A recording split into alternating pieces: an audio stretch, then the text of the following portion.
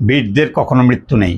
আর তারা যদি হয় আয়াতুল্লাহ আলী খামেনির মতো নির্ভীক একজন বিশ্ব মুসলিম নেতা, যিনি ৮৬ বছর বয়সেও যখন তাবেদার মুসলিম রাষ্ট্রগুলো পশ্চিমা বিশ্বের তাবেদারি আর বিলাসভূষণে ব্যস্ত, তখন পশ্চিমা বিশ্বের চোখে চোখ রেখে কথা বলতেন, সেরকম একজন নেতার কখনো মৃত্যু নেই।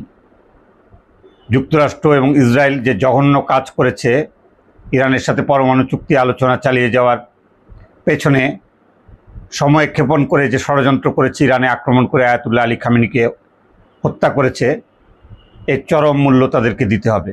তারা যদি মনে করে একজন আয়াতুল্লাহ আলী খামেনিকে হত্যা করে তাই ইরানকে থামিয়ে দিতে পারবে, তাহলে যুক্তরাষ্ট্র এবং ইসরায়েল তারা দুজনেই বোকার স্বর্গে বাস করছে। এর চরম দণ্ড তারা পাবেন এবং সেই শাস্তি মহান আল্লাহ সুবহানাহু ওয়া তাআলা তাদেরকে দেবেন।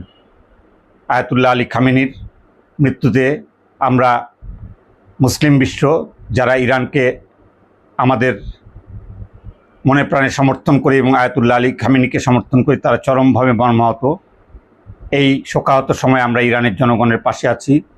আল্লাহ সুবহানাহু ওয়া তাআলা তাদেরকে ধৈর্য এবং সাহস দান করুন এবং আয়াতুল্লাহ আলী খামেনিকে সর্বোচ্চ বীরের মর্যাদায় ওনাকে শাহাদাতের মৃত্যু নসিব করুন।